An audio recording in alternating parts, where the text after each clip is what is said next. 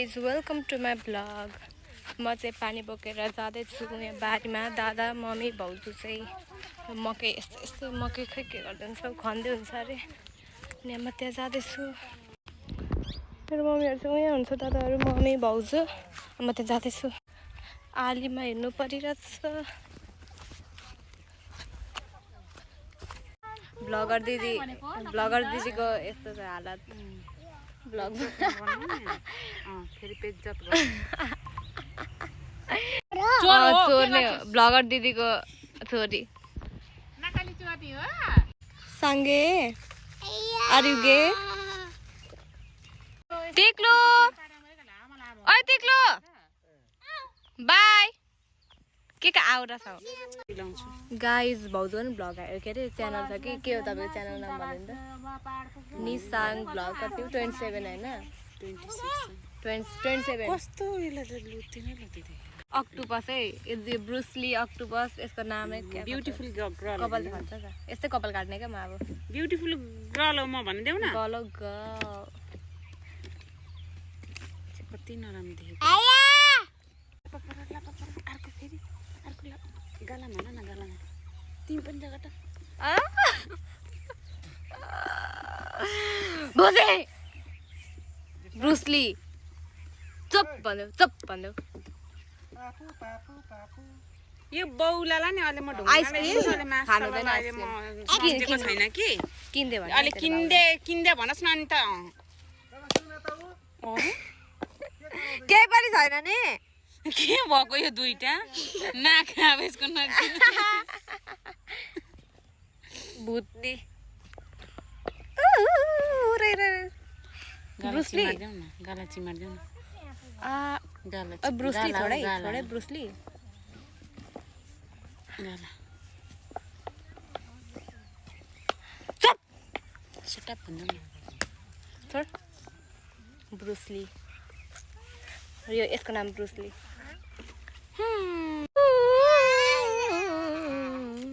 ब्रुसले अब पैसा पाउने बित्तिकै अब चुपचाप लाग्छ। हेर्न यसको अनुहार चेन्ज भएको। ब्रुसलीको ड्याडले कति माया गर्छ यार ब्रुसलीलाई। ब्रुसली के खाने अरे? प्लास्टिक यति लामो या 5 रुपैयाँ गोटाको मेरो होइन आया मेरो हात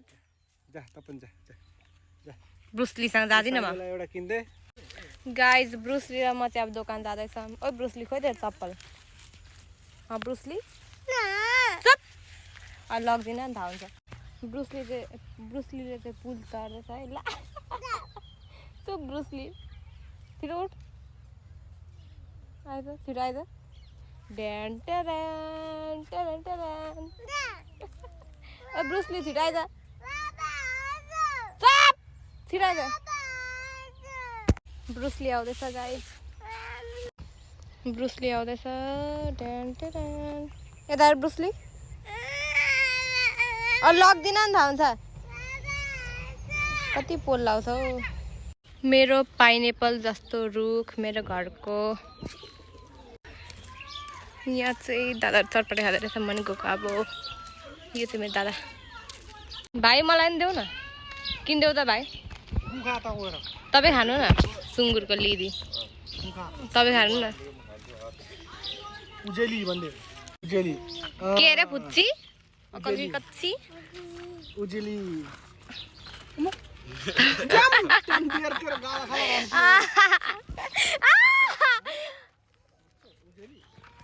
ल अब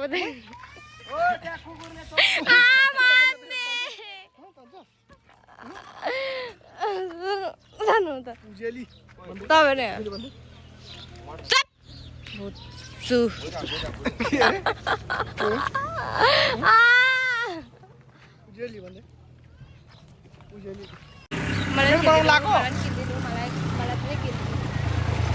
छोरा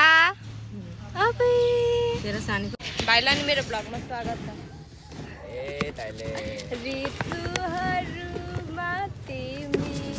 अङ्कलले चाहिँ खतरा चटपटे बनाउँछ। तिमी चाहिँ कहाँ गएर आएको भाइ? म मिस्टर मोडल गर्न आएको। कहाँ? ओइ के खाने त फुच्ची? तेरो बाउलाई मलाई फुच्चेको छ अरे यसले फुच्चेको छ अरे अघि मलाई यसले कुटेको छ कि यसको बाउले यसको बाउको नाम फुच्चे यसको बाउको नाम फुच्चे हो बेनाले चाहिँ हामीलाई किनिदिँदै हुन्छ आइसक्रिम महाराजालाई भन्नु लाउनु त अङ्कल नदिमे महाराजाको छोरीलाई चाहिँ उहाँ न बाउको नाटक पड्काइँदैन हौ बाउ छोरीको नि खाएर लाज लाग्दैन छ्या छ्या उजेली पर्सा ब्लगर चाहिँ फेरि मान्छे के अरे दादाको नाम चाहिँ फबाट उजेली फुपू भन्दा दादाको नाम चाहिँ फबाट प्रदीप फुच्चे फुच्चे के अरे फेरि भन त फेरि भन साला के अरे तेरो बाउ दादाले मेरो कपाल जगाडेको फुच्चे हो नि त यसको नाम फुच्चे अनि मलाई चाहिँ इज्जत गर्छ नि फुच्चेले मलाई जगाड्छ फुच्चे भन कति डिमान्ड गर्छ नि एउटा आइसक्रिम खानु छ भरि त्यो मुन्नीसँग यो टुप्पोसम्म पुऱ्याउनु अरे क्रिम अन्त काले 10 चम्ची कति अरे नाटक 10 रुपियाँको आइसक्रिम 10 चम्ची हटाउनु पर्ने अरे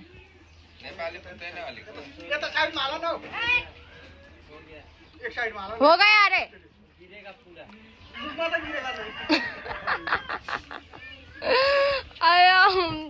छोरीको नै खाइदिइरहेको थियो कि फ्याल्दैन अनुहारमै मुरीदेखि चुने चाहियो घर अब ओइ ओइ धोती ब्रुसली चाहिँ त्यो अघि मलाई जगाड्नेको भान्जा मेरो छोरा कति राम्रो छ दिसम छोरा हाई भन आजबाट ढोगेको छैन कहिले अस्ति अरे सिकाउने मान्छे यो फुच्चीको दिदी हाई भन ओइ डल्ली भइस ओइ के अरे हाई हाई हाई फुपू अरे सुट्सले चाहिँ मलाई एक धक्का हान्नुभयो मम्मीले दिएर म चाहिँ के अरे हौ ला फेरि भेटिस सुन दादालाई पानी लाग्दै भनेर सुनेन कहिले भन्नुभयो नाटक गर्दै ढाँट्नु जाने त गाइज म चाहिँ मामाले जानु लागेको मम्मी चाहिँ त्यहाँ पर्खिरहनु भएको छ भाइ यहाँ दोकान गएको छ हामी चाहिँ जाँदैछ मामालाई हाम्रो है मम्सले जाँदैछ हाम्रो मामालाई चाहिँ घर नजिकै छ त्यही भएर धेरै टाइम लाग्दैन कति राम्रो मेरो गाउँ लिम्बू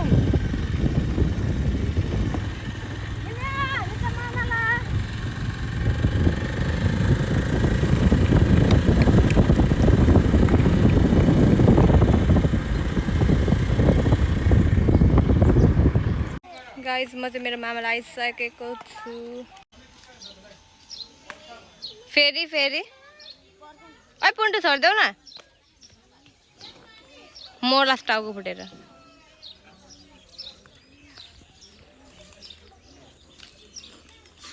नुब कैका भाइ छोडिदेऊ न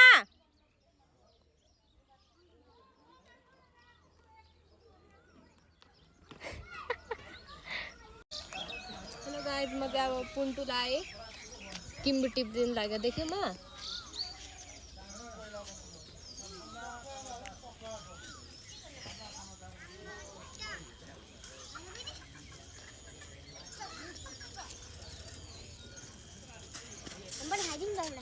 ल लिनु पखाल तिमीलाई फेरि टिपिदिन्छु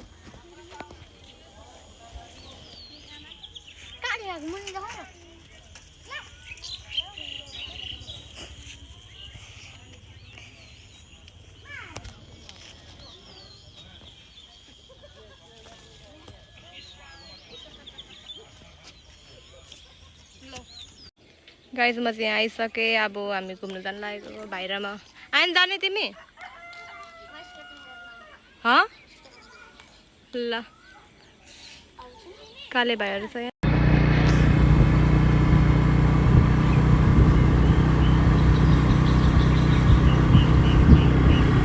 हामी घुमेर मामालाई जाँदा चाहिँ मैले भ्लग बनाउनु बिर्सेँ अनि एकैचोटि मासु पोल्दै हुँदो रहेछ मामा अनि त्यो बेला भिडियो बनाएको थिएँ खोइ यसको त साउन्ड के भएर आएन तर मासु चाहिँ ओभर मिठो भएको थियो अनि मामाले त्यहाँ मासु पाकेन भने चेक गर्दै हुनुहुन्थ्यो अनि मामाले मलाई पनि देखाऊ भन्नुभयो अनि त्यहाँ अरू पनि मासु त्यो म्यारिनेट गरेर आएको पोल्नु पर्ने अनि तर सबजनाले रमाइलो गरे मिठो भएको थियो खाँदा म चाहिँ मामाले घर आइसकेको छु अनि त्यहाँ चाहिँ मान्छेहरू हुन्थ्यो नि त आँखेहरू अनि मलाई फेरि भ्लग बनाउनु कस्तो लाग्यो क्या मतलब अब ठुलो मान्छे अगाडि फोन निकाल्नु पनि अप्ठ्यारो हुन्छ नि त अनि अब हामी सुत्ने मेरो भ्लग पनि अब एन्ड गर्नुपर्ने हुन्छ थ्याङ्क यू फर वाचिङ मेरो भ्लगलाई चाहिँ लाइक सेयर कमेन्ट सब्सक्राइब गरिदिनु होला थ्याङ्क यू फर वाचिङ